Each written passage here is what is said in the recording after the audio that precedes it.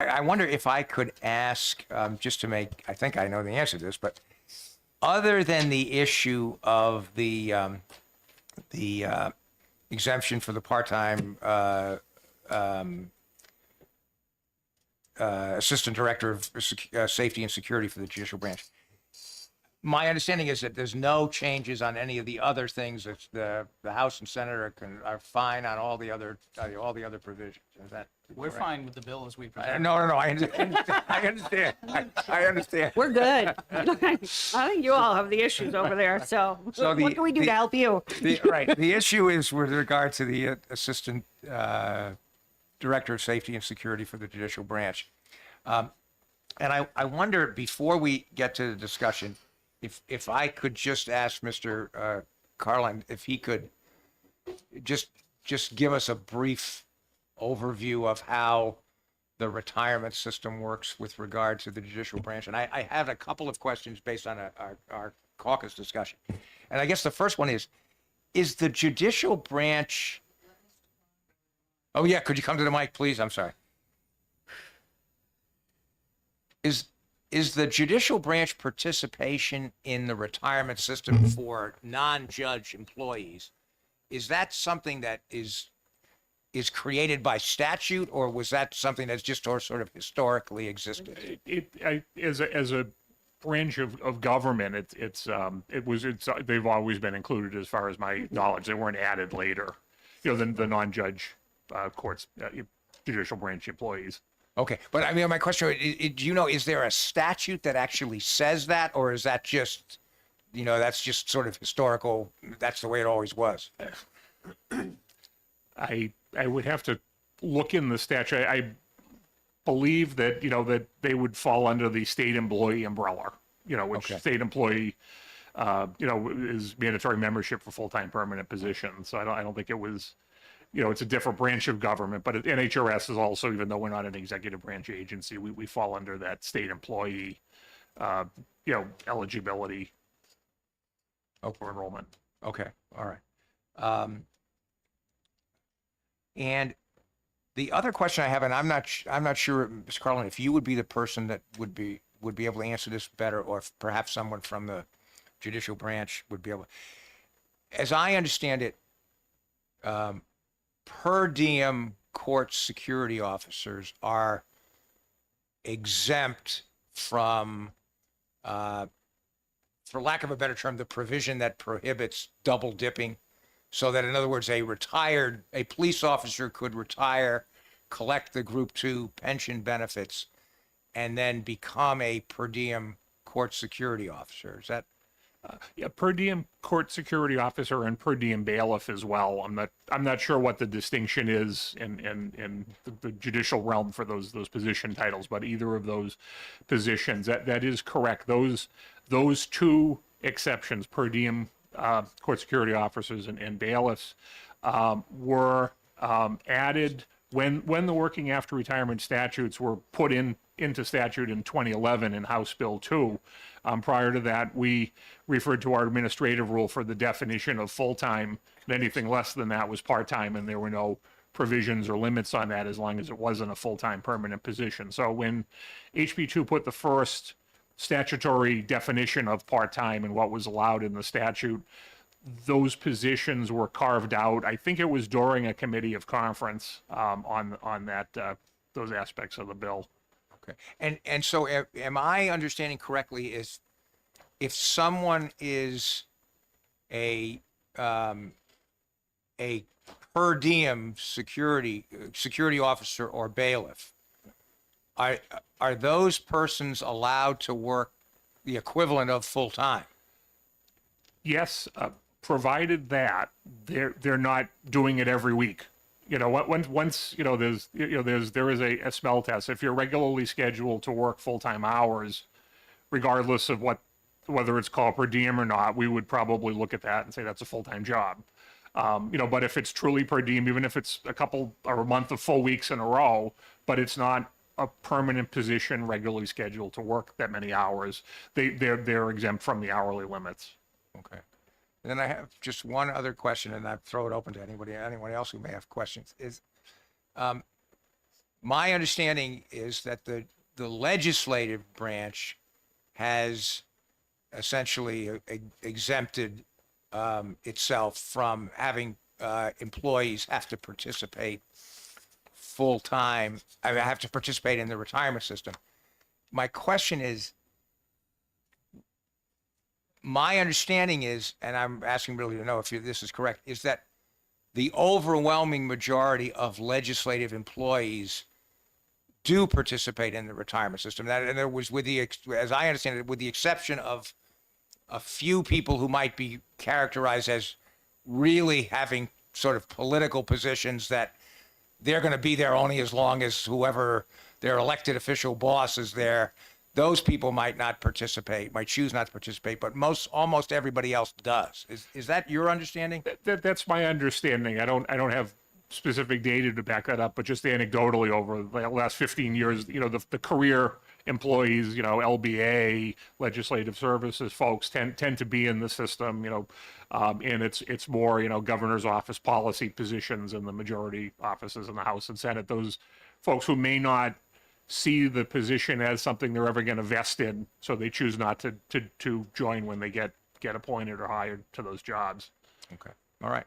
All right. I don't have any other question. Anybody else have questions for Mr. Carl? I just want to clarify, you mentioned up until now, we've just been talking about judicial and legislative, but you did include the governor's office employees, is that correct? Yeah. So that's also, we've interpreted that as an executive branch office. It's not a state agency per se, so we've allowed that optional membership for folks serving in the governor's office as well. And what about the Secretary of State? I think that would fall under optional membership as well. So I'm sure there's some folks who are retired over there who are working there and collecting a benefit because they chose not to join NHRS when they were appointed to those positions. Thank you. So, I'm sorry, any other questions? Can I just ask one other question? So am I understanding from what you've just said is that the bottom line, so to speak, is that the legislative branch has a few people who are not elected officials, but provide services to elected officials who are able to double dip. Yeah. The governor's office, the executive branch, at sort of the height of the executive branch, can do the same thing. Yeah. But the judicial branch, as things now stand, is the only branch that doesn't have the ability to do that. The answer is yes, but I'd like to condition that, if I may. Representative Smith's question raised another point. It's not just whether a specific position is, not all positions may be optional, like your example of the Secretary of State. That would fall under the official appointed for a fixed term position. So like if, anybody who is at a senior enough position, or the position was defined as a fixed term appointment, that's where the optional comes in, as well as, rank and file, general court employees. So in context of this assistant director position that the bill, that's an issue in this bill, the director position is not a fixed term appointment. So it will be potentially hard to make the assistant a fixed term appointment if their boss isn't, but that fixed term appointment piece is also allows optional membership under the law. I'm sorry. If I could, in my mind, the phrase double dipping is a pejorative. And for those of us who are continue over a long period of time to be concerned about the financial stability of the retirement system, double dipping is definitely a pejorative. But double dipping does not apply, does it, to all the positions we've talked about, except those people who are coming from the police or fire? Yeah, it's a term we don't tend to use at the retirement system, in general, because there are different opinions on what's defined as double dipping. Some people would look and say anybody who's collecting a pension shouldn't be working for state government or a governmental entity in New Hampshire, and that's one position. Other people look at it and say, well, these are positions you're allowed to under the law, so you're not doing anything wrong. You're entitled to do that. So that, that to your point, yeah, there's a definitional issue, I think, with some folks on agreeing what it is. Senator Carson. Thank you, Mr. Chair. What this bill is asking us to do is not atypical. We get, and I've worked with Mr. Carly for a number of years. We do get these requests. Usually it revolves around security because it is difficult to get trained individuals to do this kind of work. So everything is done on a case-by-case basis where a piece of legislation is filed. It goes through the legislative process and we make the decision whether or not to exempt them. And that includes individuals that might be nominated and confirmed as a commissioner. Usually, I think the last one was Mr. Plummer, who was retired, and he was asked to come back and be the Director of Homeland Security. And so we had to go through the legislative process for an exemption. So what's happening in this bill is not atypical. This was a request of the court, and this is what they need. So it's up to us to decide whether or not we want to give the exemption. But I want to make the point that these kind of asks are not atypical. We do get them in ED&A from time to time, and they go through the legislative process, and the legislature makes the decision whether or not to exempt. And that's exactly what this bill is trying to do. Representative Goley and then Representative Smith.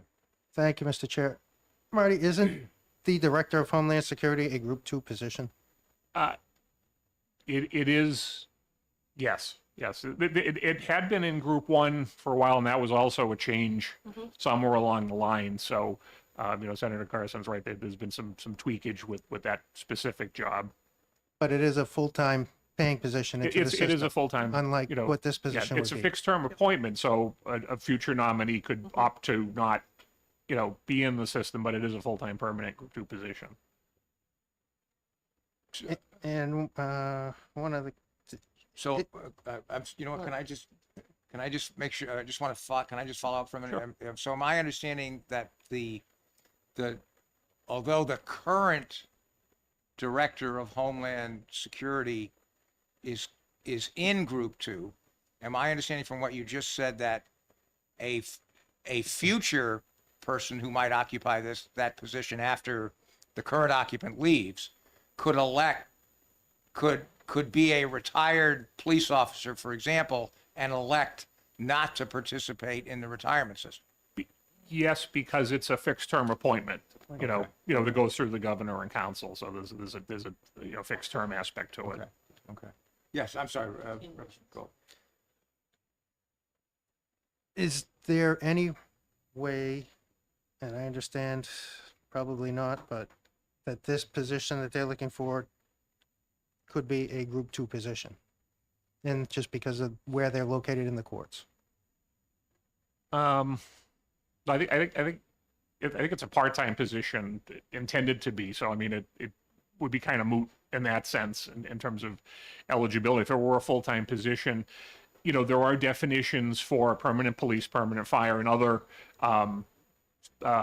definitions, correctional officers, certain probation officers, things like that. So definitionally, certain positions have been added to Group 2. Sometimes I recall an instance where, I think it was a Forest and Lands Fire Prevention Bureau or something, where the legislature added that, if the person was, if someone was hired who was a Group 2 employee, they can stay in Group 2 if they take that position. So there's, again, it kind of gets back to Senator Carson's points about there have been sort of creative solutions to specific issues over the years, some that have flown with both bodies and some that haven't. So this, if I may, Yes, of course.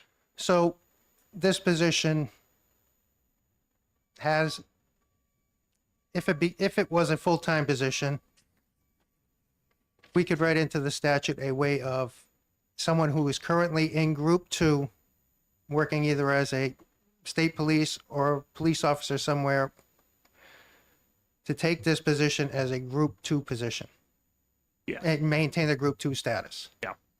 That could be done. Yes. Thank you. Representative Smith. Could I just ask a related question? And as I read the amendment, it would also change court bailiffs. That, you know, that we, a couple of weeks ago, we got a version of the amendment, when it was going, to the Senate, and looked at that, and our legal folks, and I agree with them, saw that comma placement, you know, in the break there, as potentially turning all bailiffs into, you know, they can work as many hours as they want regardless of retirement statute. And our attorney apparently spoke to the attorney, one of the attorneys at the judicial branch, that was the request of the drafting. That was the OLS was pretty, wanted it that way. What we would do with that, and it's probably good that I'm, you know, saying this in a meeting, you know, our legal staff has told me that if that, we would prefer the and then a comma for this one position. But if it went through as is, we would continue to interpret it the way it was, you know, as per diem court security and per diem bailiffs. But wouldn't it be more accurate to use what I old-fashionedly refer to as the Oxford comma and have the comma there to make clear what the intention is? We NHRS would suggest that. So it would say per diem court bailiffs and security officers, comma, and the assistant director of, and just keep that thought, you know, to string together the per diem with those 2 positions as it is now. You know, Thank you very much. And I have just one other minor question. Well, no, never mind. I'll let that go.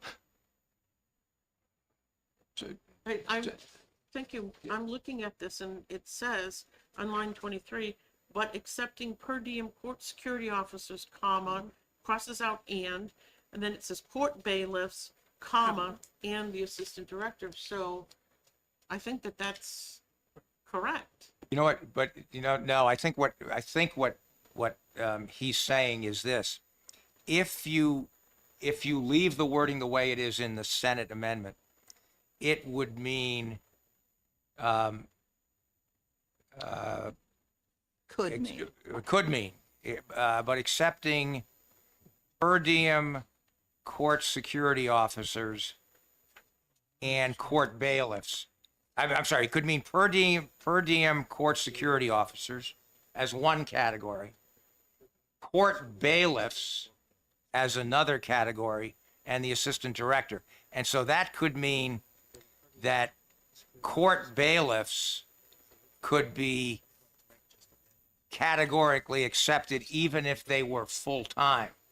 Whereas if you left it to read, but accepting per diem court security officers and court bailiffs, that would mean per diem court security officers and per diem court bailiffs. That's what it effectively would mean. So, Mr. Chairman, are you making the proposal that we put back the word and? And take out the And comma. take out the comma, yes. That, I mean, I think that would solve the yes, problem. that was the issue that Marty, would we that clear that up for you if we? yes, did it that? would. Senator. I don't think any of us Would would you have. guys agree to this then if we did that? Yeah, well, Well, we certainly agree to that. that certainly moves it in the right direction.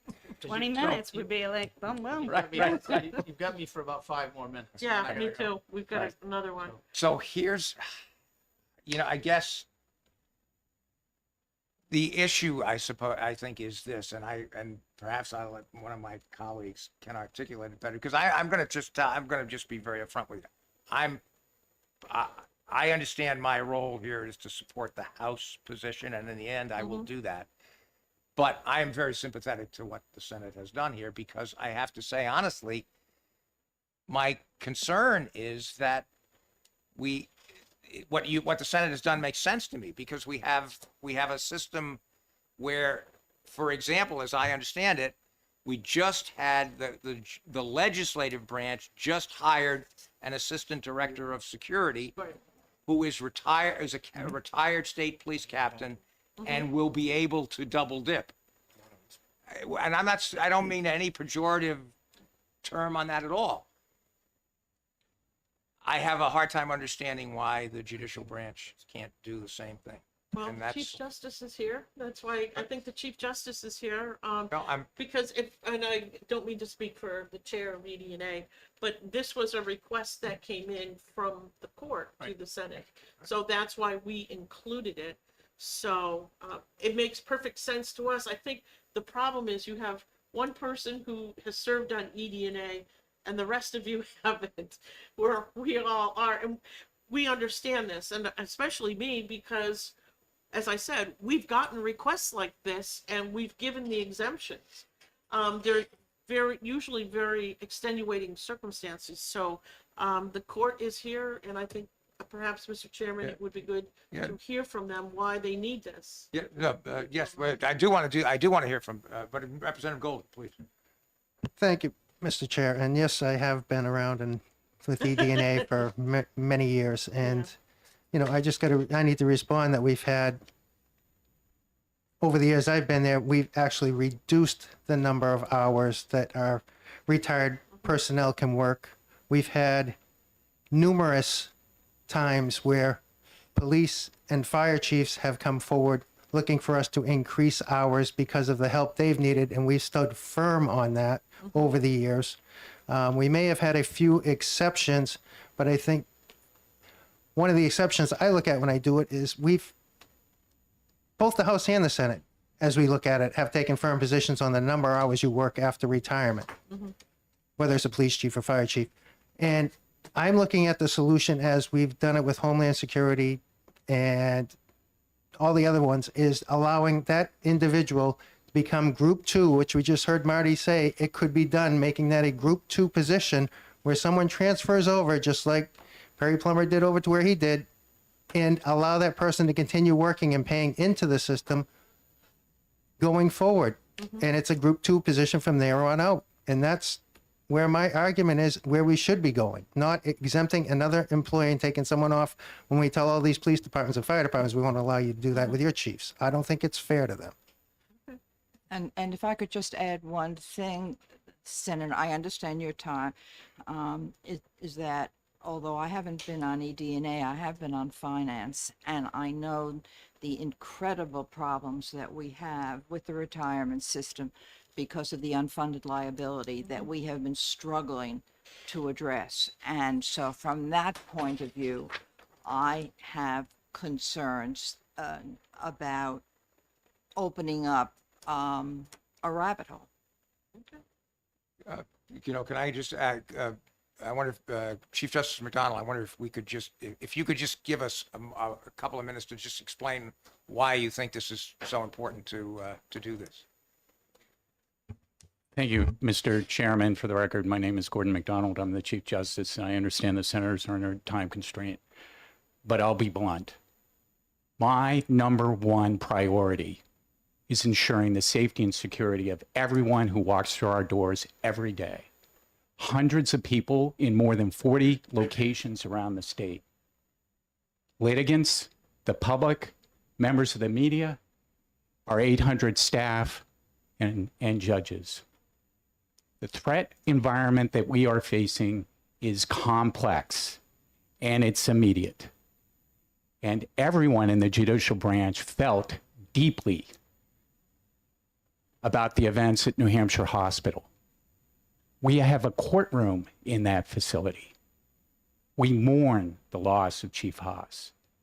Well, more directly to the state court community, a state court judge in Maryland was assassinated in his driveway last October, Judge Andrew Wilkinson. The threats out there are numerous, they are complex, and we need to do all we can. And literally what keeps me up at night is that question, are we doing all we can? And that is why I'm here today. That is why this is so important to me and the leadership of the judicial branch. We've started a number of initiatives with respect to training and equipping our court security officers to fortifying our facilities. But we need exactly what this exemption is asking for. And that's decades of experience from state police that the state has invested in. We want to leverage that. So it's double dipping in a different sense. It's leveraging that experience. And what do we need it in? Threat assessment, cooperation with state, local, county, and federal law enforcement, increasing our physical safety, enhancing our training, retention, and recruitment. That is why we need this exception. And to the chair's point, we've been working closely with the legislative leadership, working in tandem. We are asking for nothing more than what the legislature has done in appointing a full-time assistant director of safety and security with the kind of background that the legislature has found in Captain Vetter and we found in our employee. And I just think as a matter of comedy and respect for the judicial branch and what we think we need to do to keep people safe in our facilities, I would respectfully request this committee to concur with the Senate amendment. Mr. Chair, in the interest of time, we are going to have to run here soon. I think I can speak for all of us saying we're willing to make the technical change that you wanted to, but I think we're going to insist that this language stays in the bill. I mean, you kind of know where I'm standing, but I'm wondering where everybody else on the House side stands. Sure. As I said, I want to emphasize, I don't for a minute poo-poo or discount the concerns that Representative Goley and Representative Smith have said. I understand, and I understand that, you know, we're making an exception, and an argument can be made that every time you make an exception, you know, you make it harder to enforce the rule. I do understand that, but I think that the chief on the other side of this has a pretty good argument that, you know, maybe you know, at some point in the future, we ought to consider, you know, some kind of restructuring of the judicial branch so that they have exempt employees, or that kind of thing, or people appointed for a specific term. Maybe that would make sense, you know, so that the exceptions that might apply in that circumstance would be analogous to what currently exists in the legislature. But to me, that's an issue for another day. I tend to think that the chief has made a pretty compelling case of why we ought to do this now. And Could I ask the of chief? course, Thank you so much for being here, Mr. Chief Justice. Tell me what the problem is with having the gentleman you've identified come into this position, which we all recognize is important, as a full-time Group 2 employee. What's the problem with that? I think there's a separation of powers problem. To my knowledge, we have no Group 2 employees. Group 2 are executive. Law enforcement is an executive function. We provide court security in the courtrooms. That is a completely different function than what is discharged by Group 2 employees, which is generally, to my knowledge, law enforcement, fire protection, safety. Our goal in establishing this position is to bring the expertise that former law enforcement has to the special and unique needs that the judicial branch has in providing safety and security. So you want the training, you want the experience, you want the expertise. You just don't want him to have to comply with Group 2. I want parity with the legislative branch, to be completely blunt. And I think the judicial branch has identified this as a need, and the legislative branch has an exemption under 100A7. And this is the same need that we have as a separate branch of government. And I just respectfully would urge the legislature to accede to what the judiciary is asking for here. you know, can I just make one other comment. I have to say, I had not even thought, frankly, until the chief just mentioned this about the group, the separation of powers issue. But I think that is, I mean, as I understand it, correct me if I'm wrong, chief, the court security, or even line court security officers are not Group 2 employees because they're not law enforcement officers.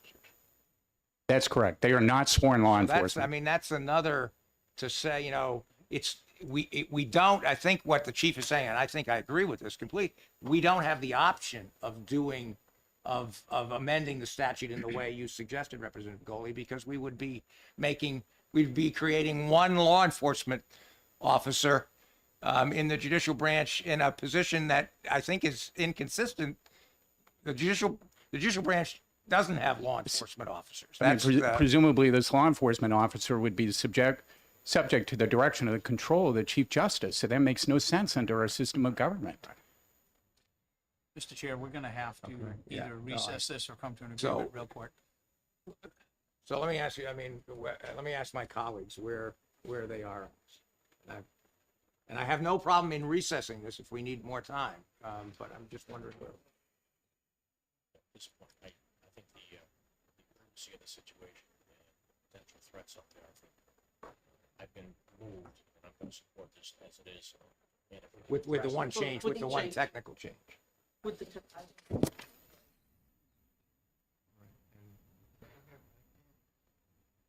So let's do let's recess this until, what? Speaker has to replace us. No, I understand, but I want to have, I think I want to have a conversation with the speaker before I make that request. What are your So schedules? what does it look like for, Tomorrow's pretty open for me, or are you trying to do it today? All um, right. Quickest I could do would be 11 a.m. I've got 3 back-to-back, bang, bang, bang. yeah, me too. As soon as I could do would be 11. you know what, this after, I mean, What, oh, you're not here. at 11:30, or 11. could you hang around till 11:30? If I have to, Because that'll give you time All to right, go so- to the speaker or yeah, whatever yeah, else you need to do. 11:30? 11:30, is that, 11:30. March, does that work for you? Yeah. All right, so we'll recess it, now what do I have to do to? Just recess it. just recess it? Recess it Recess till it till 11:30. Recess, all right, so I'm going to recess this hearing until 11:30 a.m. And All right. Thank everybody. Okay, thank you. And thank We'll you, be back. thank you, Chief Justice, and all witnesses who appeared here. Thank you. Thank you, Mr. Chairman, members of the committee. Appreciate it. You're on 1585, too. Yep, I'm headed down. This should have gone to House Eden. They have no clue what they're talking about. And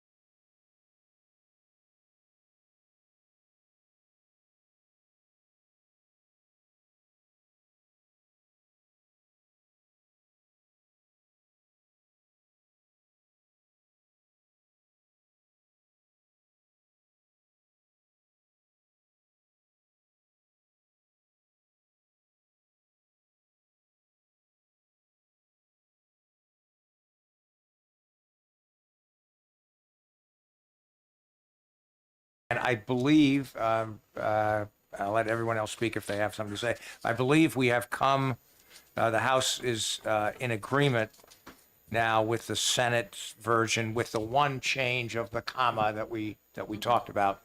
And so I called OLS and told them, and asked them if they could draft, so they said they probably weren't going to have it ready by 11:30, but they will draft something which will be the Senate version of the bill with the one change to removing the comma and putting the word "and" back in. Okay. And is that, am I speaking correctly for everyone in the House? Yes. The House agrees to Well, that? the Senate agrees as well. Yep, yep, yeah. We appreciate your good work. No, we appreciate yours as well, and I'm glad, I appreciate the witnesses being here. I think they really. Mr. Chairman, good. you had a very introduction to the state retirement system as well. Right. Okay. Well, I know something about, my retirement system is a little different. It's very I know. small, but it's the same. Are you in the news? I'm in the new, He's I'm, in- I'm in the new one. Because I sit on the judicial retirement board, so I know how that one works too. I'm in the new one. Yeah. I had a choice, and I actually Yeah.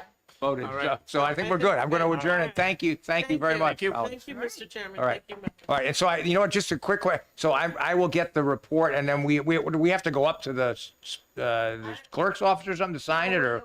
You have to go to OLS. OLS, right. to sign it, or you can ask, if you, for example, if it's not ready, if you're not going to be here when it's ready, you can Someone ask- else can act. Ask somebody else to sign. You can ask the person, you have to ask the Republican office. Okay, all right, great. Hey, thank you very much. All right, bye-bye.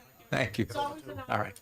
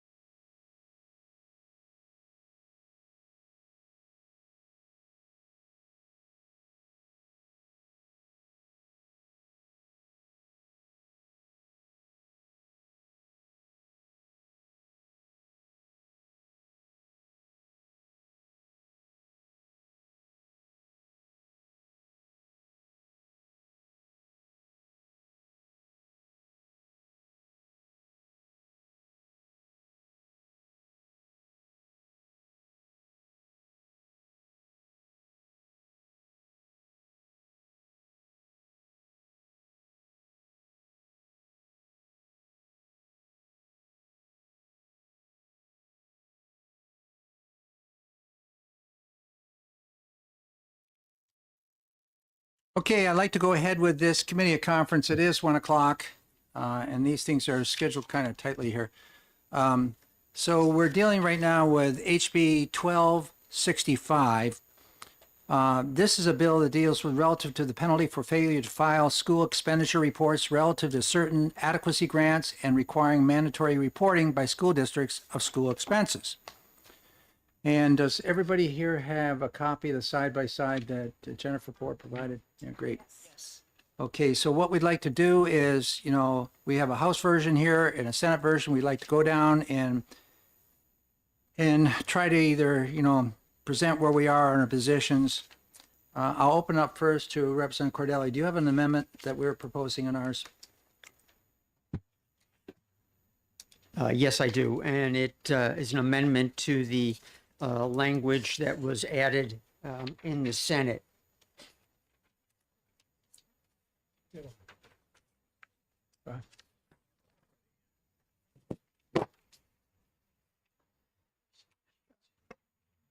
Basically, the Senate added what had been, I believe it was Senate Bill 219, onto 1265. And we made this amendment with a couple of changes to what was added in the Senate. The first edition that you'll see on lines 3 through 5 is related to the cost per pupil, which is required to be displayed. We made this change so that it's consistent with the Department of Education calculation, strictly for consistency purposes. And in the calculation is added that the expenditures for tuition, transportation, and food operations not supported by public funds are excluded from the calculation of cost per pupil. Still, in the language will be options B and C, in that this is a good faith effort by the district to arrive at the cost per pupil. Okay, before you jump on any further Yep. with your amendment, if we want to discuss why we did this, that there are school districts, you all have to report on your annual form, the DOE 25 form, and they break out food, service, and transportation separately. Some districts, when they look at this, incorporate those costs in. So we're trying to get a consistent figure across the board for all districts. So District A, right beside District B, is reporting on the same data. So that's the premise behind what we're trying to do here. Okay, thank you, Glenn. Yeah. And as I said, still are points B and C, and that this is a reasonable and good faith estimate, and the amount in good faith by the Department of Education responds to 2A, which we just amended. The other changes go down to, if you're looking at the, I'll try and look at the side by side, but it's the Roman 4.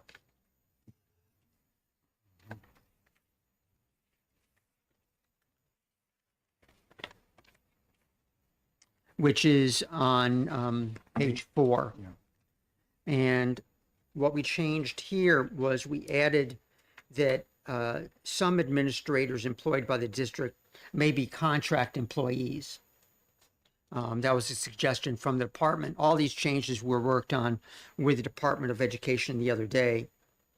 So this would be salaries paid to administrators employed or contracted by the district. And the same or contracted is added in Roman 5 in terms of the employees' salaries, the administrator salaries. One other change there you'll see in Roman 4. It says employed by the district corresponding school administrators unit over the previous 10 years. We added in a sentence which reads on your amendment, administrators serving multiple districts may have an annotation showing how their salary is apportioned between multiple districts. So if, working with the department, we felt that if it's a shared position, the district should show their share of the employees' salaries. So, follow. Go ahead.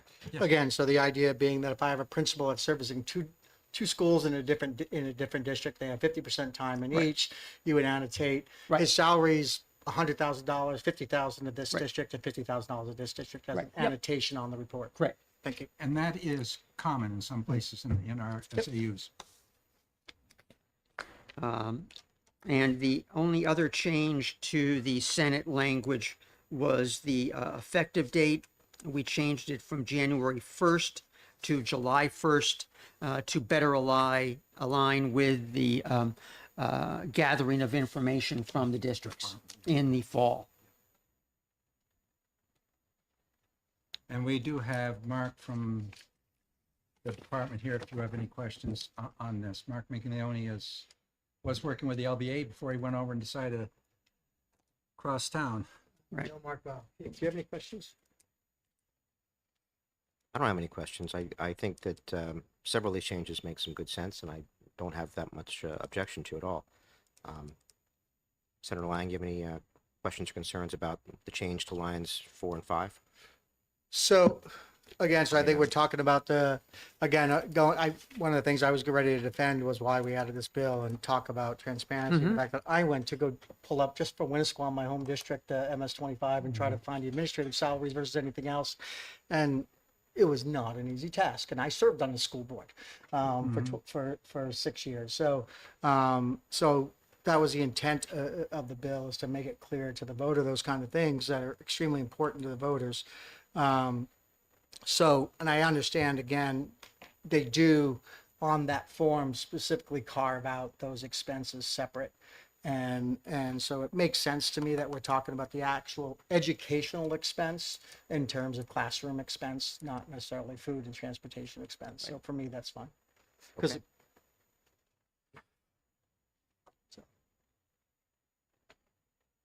So, with these amendments, it still has, the district has to do a graph and post it? Yes, all that remains the It same. remains in it.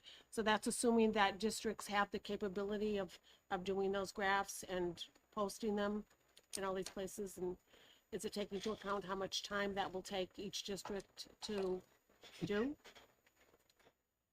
So we recognize that it's going to be an increased workload to some extent, but again, given this isn't somebody with an abacus and a piece of paper trying to divine something. Again, these are all digital graphs that'll come out of Excel with the input of the data, and the data is all digital to begin with.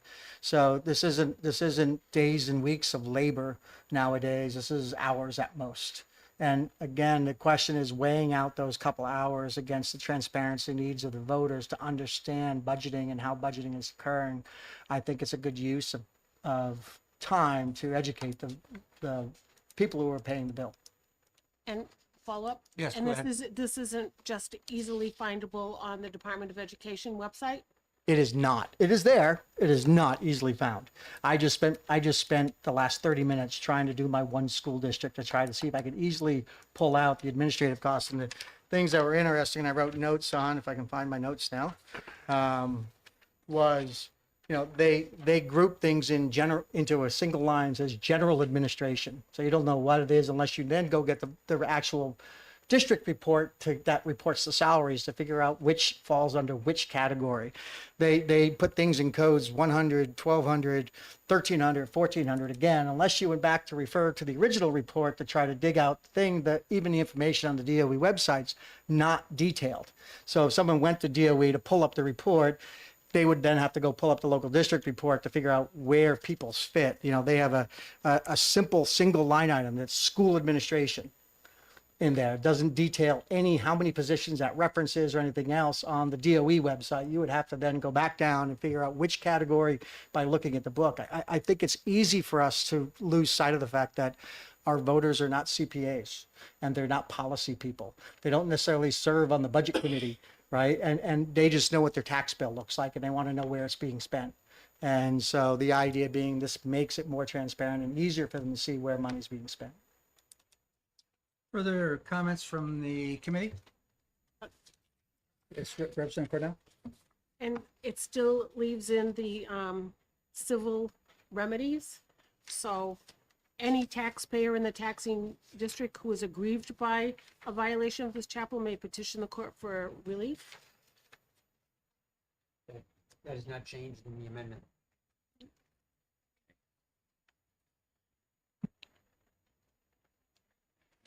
So again, in this instance, under the civil remedies, there's no costs associated with the civil remedy. What it is that the judge ordering the district to comply, and the district would then have to comply.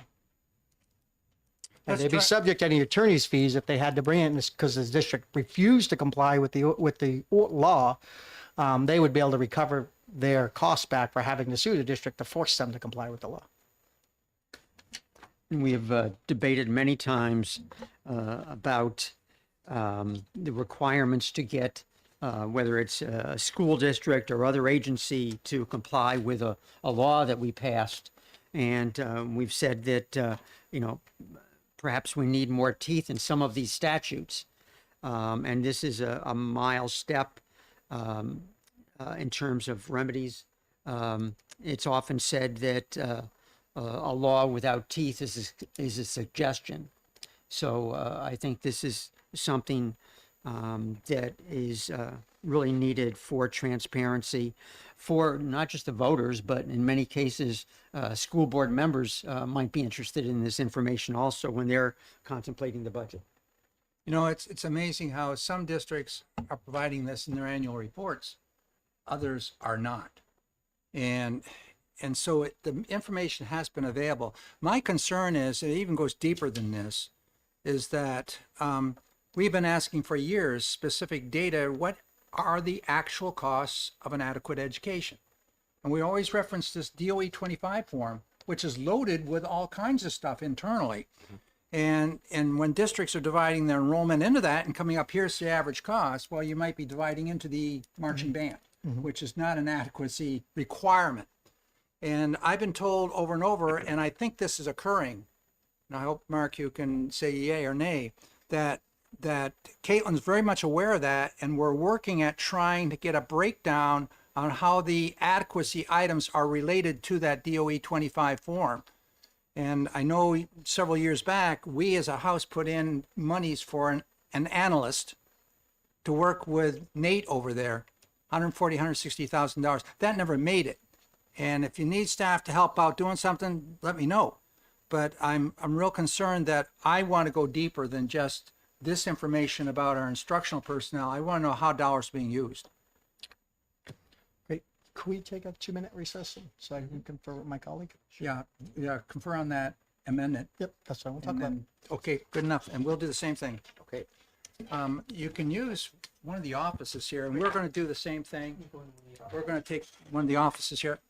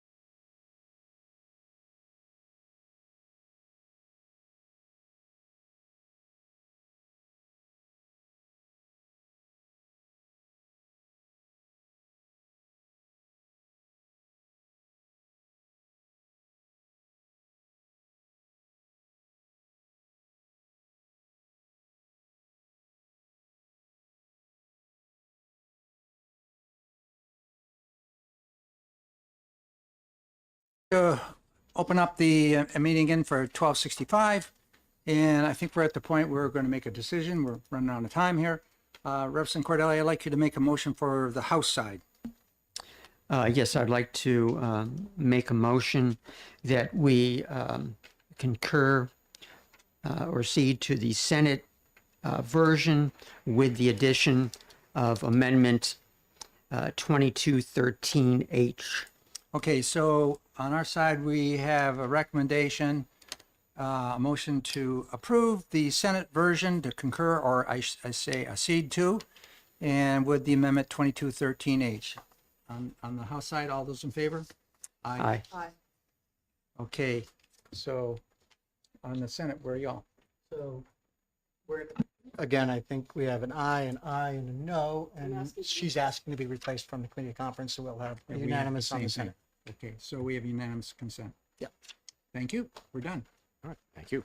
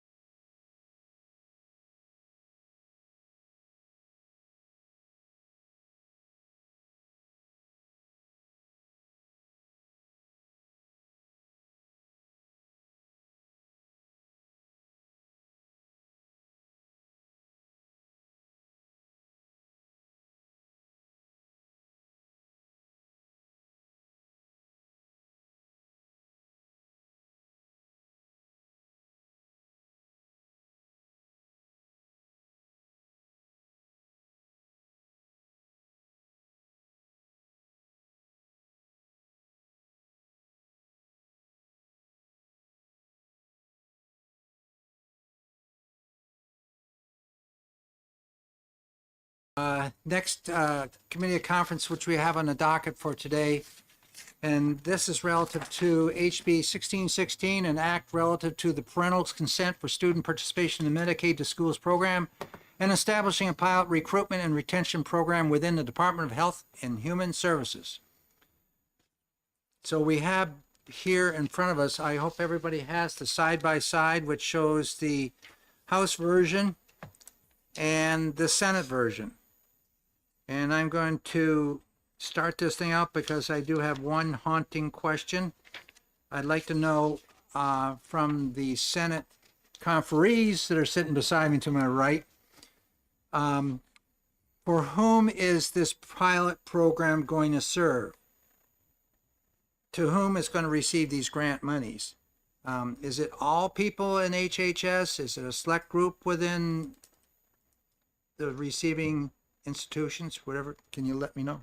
Sure, absolutely. Thank you for the question. So I draw your attention to the bill as amended, line 25, which talks about the intent, right? The intent of this act is to proactively address vacancy rates, fluctuations experienced in census populations and acuity care, and reliance of contracted staff at the current Sununu Youth Services Center and at the secure treatment facility to replace the Sununu Center. So again, this is Hampstead Hospital. It's dealing with staff there to act as a retention and recruitment to keep people at those two youth facilities because we're struggling to have staff there. So it's So being that's- used for those three, Two, actually. two actually, So- Sununu Youth Center and the Hampstead facility. Yep, that's it. So it's a retention program for those two youth programs that retain staff and recruit staff. Are there other questions? Does anyone know the funding from this? Would that have to be approved by the fiscal committee at this point? That's correct. It would be an off-budget request that would go in and they would have to request it out of fiscal. Right. Further questions? Yes. Representative Balboni. I didn't see on here. What is the amount that you're looking for?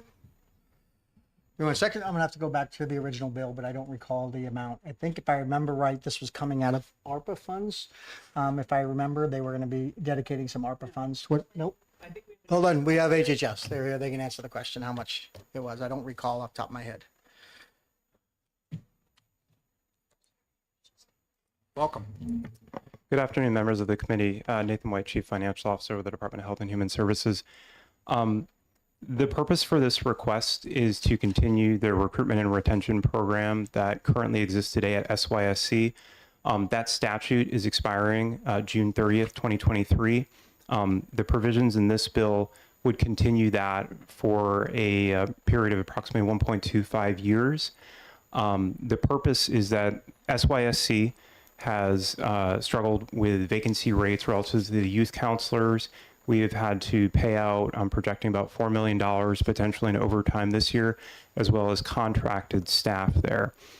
They've offered a recruitment and retention program where if staff work 3 shifts in 1 2-week period, they receive a $300 stipend. That has to date allowed us to avoid in recent months mandatory overtime, which from a morale perspective is certainly not beneficial. The funds for the SYSC portion, those are paid out of the existing SYSC budget through vacancies or other transfers into that account, which would be approved through the fiscal committee process. And then for Hampstead, the department recently went back out to bid, and we are entering into a contract with Dartmouth Health to take over the facility.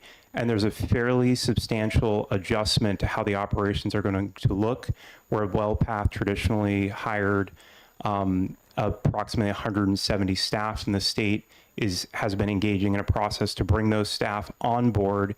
And the department, our intent is to ensure that we can continue to provide the recruitment and retention incentives that have existed to date to ensure that the facility is not impacted in any sort of negative way and the quality of care is not diminished. Further questions from the committee? Yes. Thank you, Mr. Chairman, and thank you. And so you're saying, I know that this had already gone through on another. Without this, the state wouldn't have the flexibility that we need in order to keep the people who put on, 10, 15, 17, 19 years of service at Hampstead Hospital in order to make sure that we're able to keep them in the community, providing for some of our most vulnerable kids. The provisions, the HB 1236 provisions, there's two provisions in that. This is one of them. And then the second being the language that you're referring to here. That language is not included in 1616, but the other language mirrors a recruitment retention.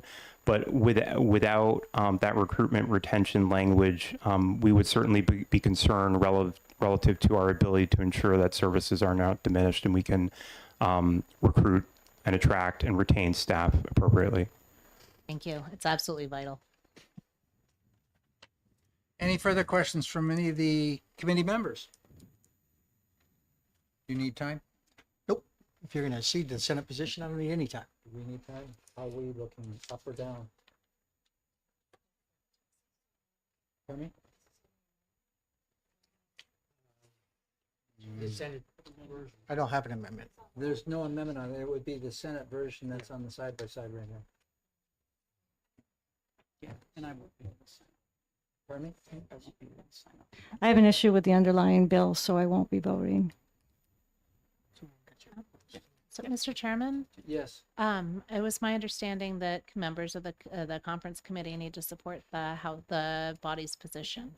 So if there's a concern on the Well, underlying I bill. understand how that works. Do you have a question regarding the bill, though, that is of concern? Yes, of the original bill or of the amendment. We're voting on the bill as amended. So it would be, My position on the original bill is that I feel that parental consent is already provided and that this bill will take away the flexibility that the federal government has already entitled school districts to have in terms of getting Medicaid payments directly to the schools, and that schools currently can be reimbursed for 50% of the eligible costs. And without having that flexibility in the billing process, it could actually be more of a burden on the local taxpayers in terms of getting that money reimbursed. And already within the system, there are plenty of opportunities where the parent does have to sign consent. The services cannot be given at all to the student until there is a parental consent form signed. There is an original parental consent form to bill Medicaid, and it is reviewed annually, and it can be withdrawn at any time. So I feel that those provisions are already taken care of, and with that, I will not be able to support it. any further comments? Yes. If I may, I don't want to repeat what the representative just said, but I have the same concern, particularly regarding lines 10 through 13. So as long as that portion is still in the amended version, someone would have to replace me to sign off on the report. I can't support it, but do support the balance.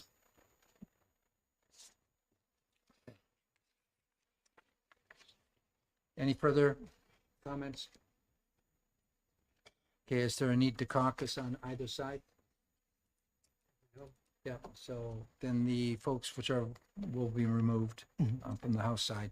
And the same on the Senate side. Okay, so,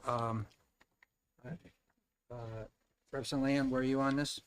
I support the full bill, so I'm ready to accede to the Senate. Yes, and Representative, aye, the same, so that's 3 supporting as amended by the Senate. And we'll have two plus. Okay. So with that, we are closing down this committee of conference. It's unanimous of those who voted, 4-0. Okay. And we have a little bit of time until the next one.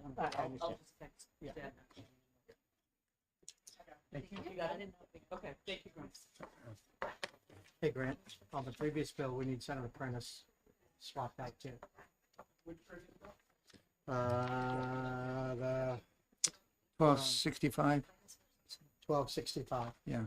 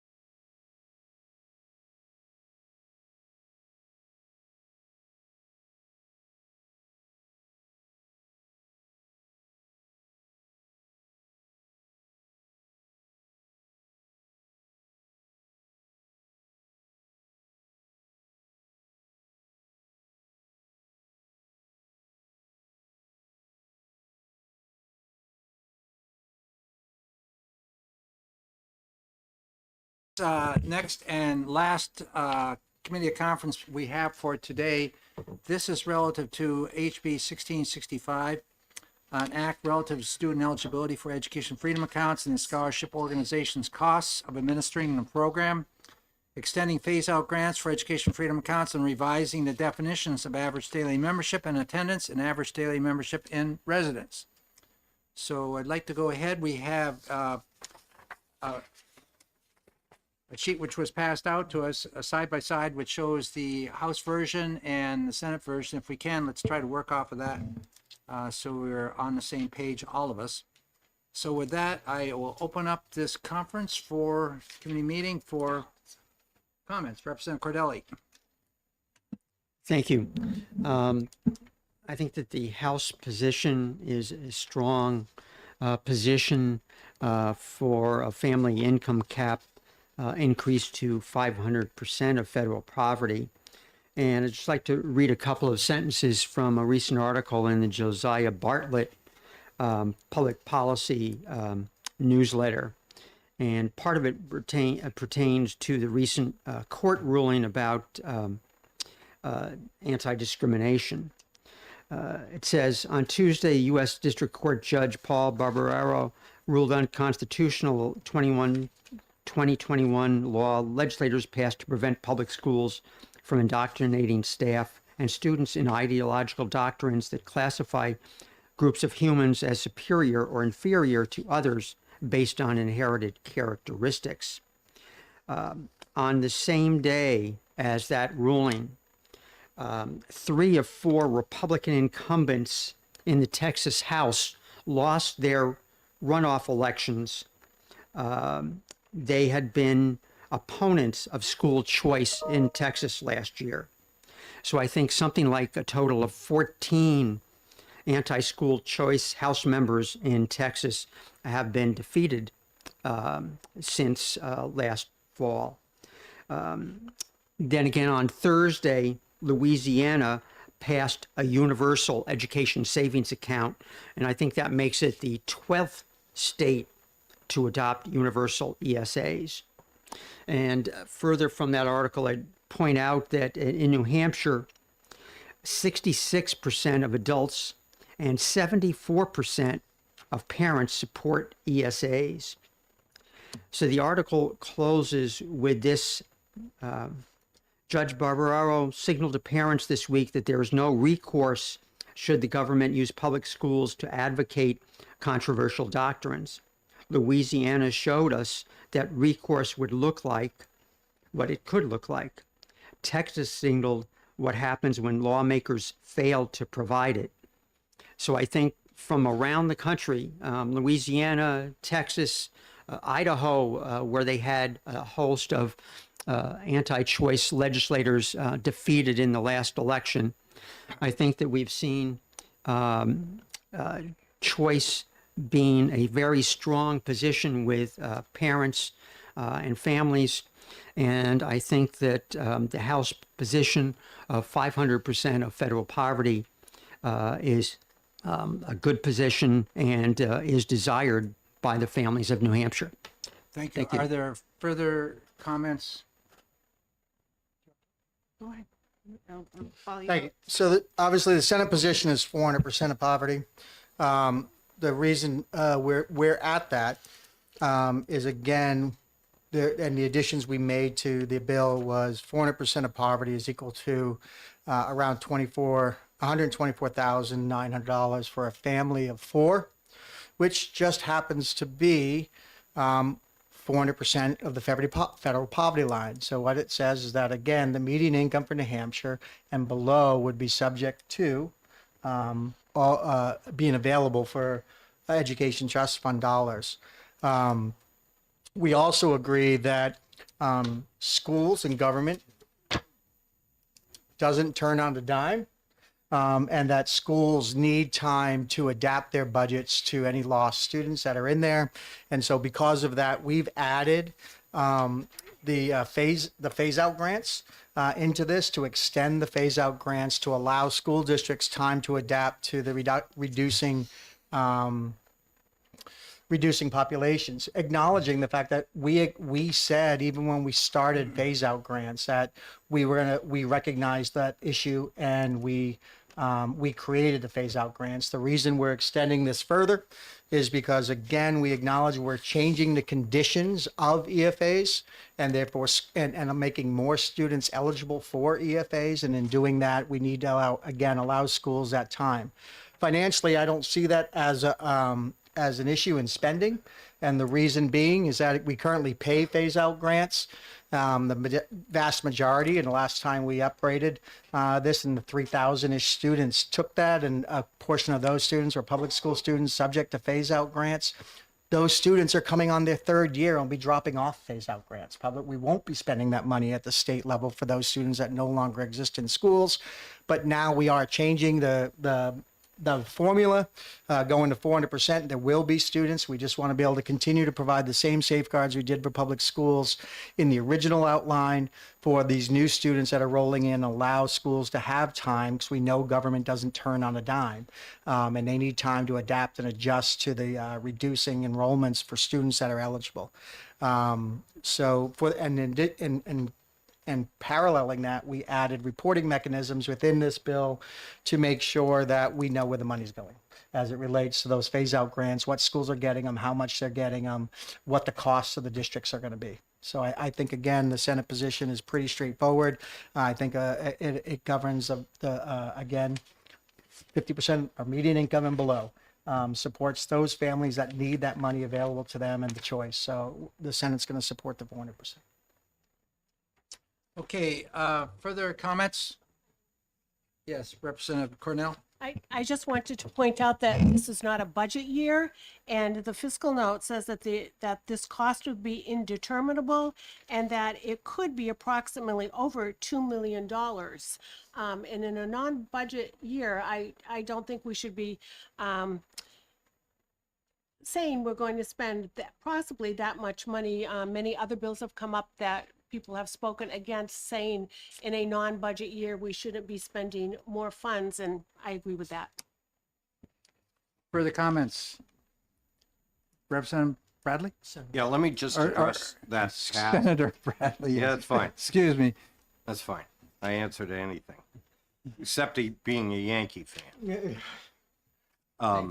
In terms of the last comment about spending money, we've already spent $60 million for the YDC settlement in an off-budget year. It's on its way to the governor. We've already spent $26.7 million for a Group 2 retirement fix. That's also on its way to the governor. So it happens. I think we have to be somewhat cautious in second-year spending. There are a lot of smaller bills. I didn't bring that list, but we are generating some surplus. We've utilized ARPA money for some things. For instance, Hampton Harbor, $500,000 to start the dredging, $2.5 million that actually you folks voted for shelter in Manchester and some of the other shelters. That's likely to be ARPA money, but it could be general funds. So anyway, that's what we've done just this year alone. Senator Schiller, are you wanting to speak? You got your red. Yes, thank you. So as with regards to the second year spending, it's the Senate's position is 400% of the poverty line is something that we are not necessarily in the greatest position to absorb, but are prepared to absorb. And perhaps, there is some consideration from our colleague from Tufton Borough to factor in election year issues, but that is not what is on the table right now. What we're talking about is keeping the 400% of federal poverty lines and figuring out how we are going to pay for that in the first place. And what is important that the Senate has put in its version is the new section that directs the Department of Education to submit a report, so we have a little bit of an idea of how this cost is being absorbed within the budget. We're not in a position to be throwing 500% poverty Okay. into this bill at this point. Thank you. I'd like to chew into it a little bit more than beyond just this 400, 500% issue.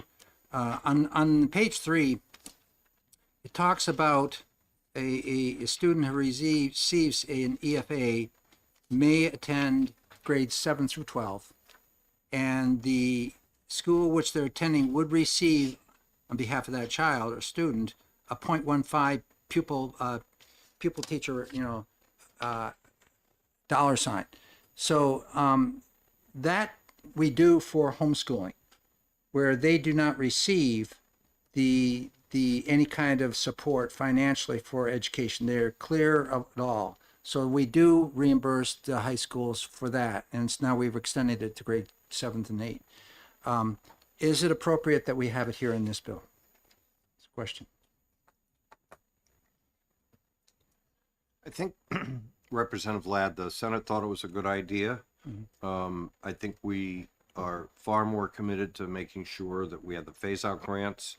We thought that some EFA folks are potentially taking advantage of this, and it would be a help to the school districts. That's how we saw it, that by giving that, what would it be, about $600, $650, 0.15% of adequacy, it would just, similar to the phase-out grants, it would help the school districts if somebody took advantage of it. So that's why.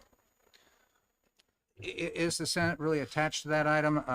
It's seen by some on the House side, quite a few, in fact, even the members here in the committee, that the dollars that they're going to receive are on top of the dollars the students receiving for the EFA, the $5,200 or whatever it may be. Is that close or nearing double dipping? So again, we can talk about that. We can go to a committee and caucus and talk about that on the Senate side. But again, the idea was if you were to spend that money at the public school side, that is that much more money available for the parents of an EFA to be able to provide education on the other 5 classroom subjects that a student would be eligible for, and potentially get better education services because they're not paying a tuition to the school instead. But we can talk about that on the Senate side and see where we think we want to go with that. We were nodding to the school, acknowledging that an EFA course, say, I'm going to use high school physics, might be really tough for a parent to teach at home. And so they wanted to send their kid to the school. The school needs to provide services for that classroom. So it can either be done through a tuition, or we can just have them qualify with an extra 15% of a FTE position for a student, and have that money be reimbursed through the normal education trust fund. We were trying to support both the parents and the school, but we'll be open to have a conversation about it and see how committed we are to it. Actually, we thought you folks would like it. Right. Exactly right. Exactly right. We had discussed it, and we took thought it you'd out like it. because it's not for a course, it's for each course they take. Yeah, no, I get it. So it could compound. I think that if we can come to resolution on some of the other pieces of the bill, we can come to resolution on that. Representative Cordelli. Yes, leading up to this meeting, I talked to some of the other members of our education committee on our side of the aisle. And I think, well, besides the family income cap, I think the main item of concern to them was the phase-out grant extension. And I heard it expressed that we shouldn't be paying for ghost students who are no longer in the public school. So I think that is a sticking point. A couple that I talked to was willing to negotiate or willing to bend a little on the family income cap if there was to be a phase-out grant. For instance, if it was 450 plus the phase-out grant, I know a couple of them that I talked to would be willing to go along with that. But there were others who would not be willing to go along with the 400% plus the phase out grants. That was really a sticking point for a number of people. So again, we'll talk about that. We'll bring it back in a Senate caucus, but I just remind the House members, that's exactly what you voted for when you created the program, was to allow a phase out and to allow students as they move out.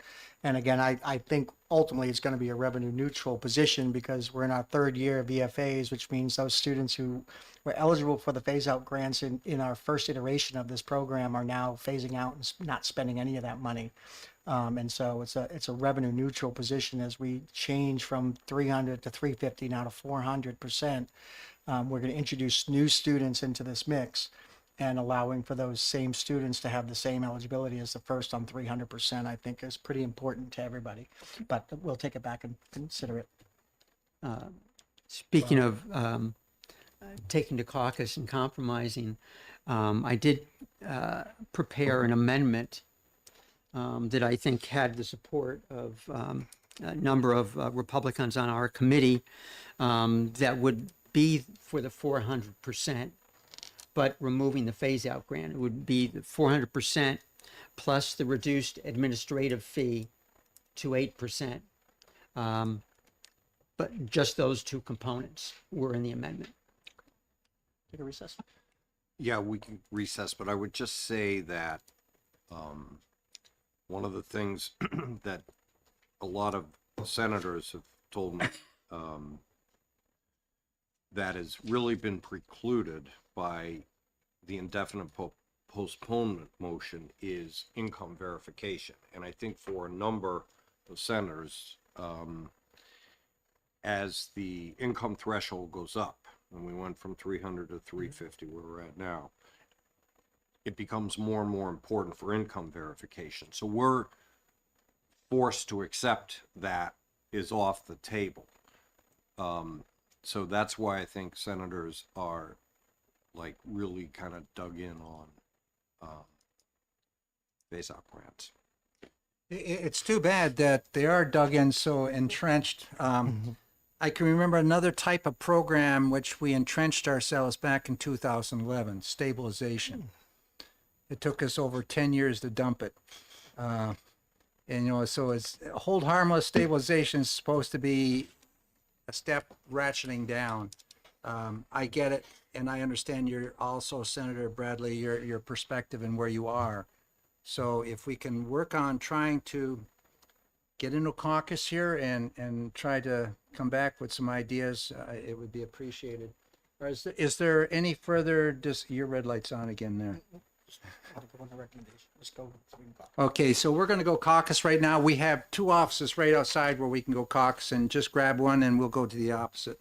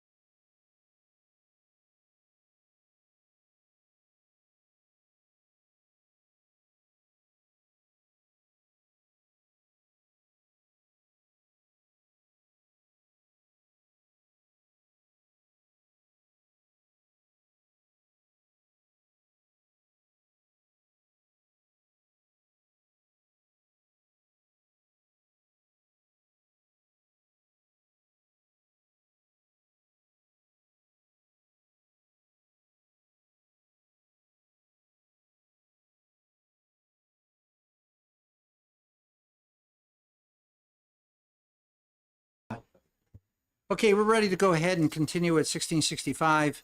I'll come back and I'll offer the Senate members where we are. If we're going to deal with the phase out, we'd like to see a phase out for 2 years, not 3 years.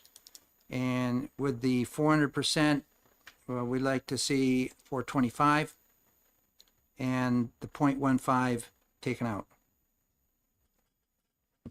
So, Mr. Chair, what the Senate's position would be is to leave sections 1, 2, 3, and 4 as they are written, and strike section 5, which is the 15%, and renumber 6 to 5.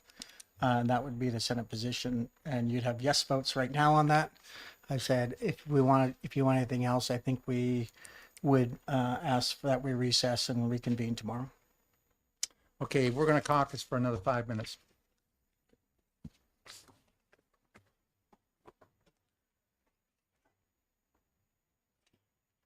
You just like committees of conference, I think, Tim. Got his education in Alaska. Yeah, I get to sweat off.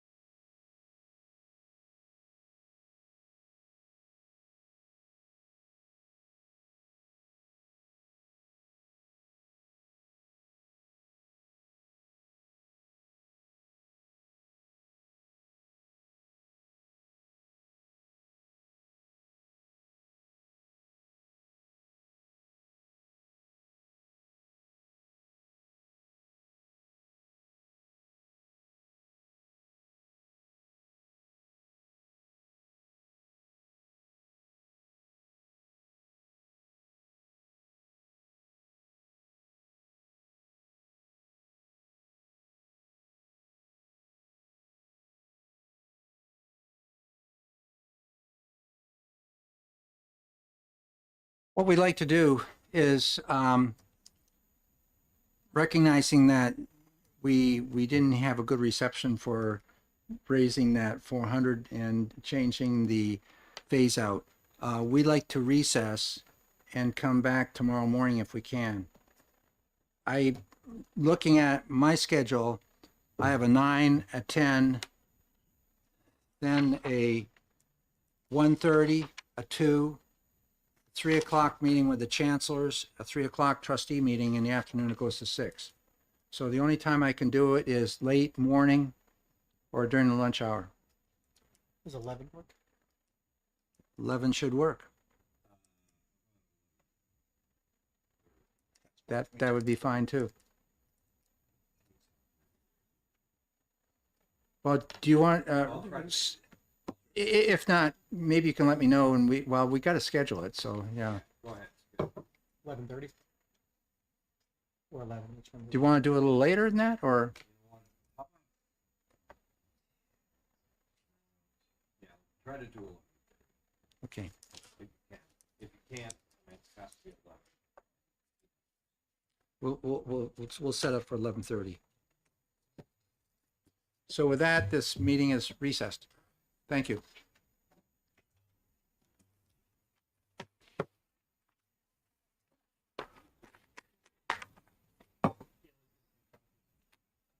You going to be around at all, or are you headed out of here? No, I'm around.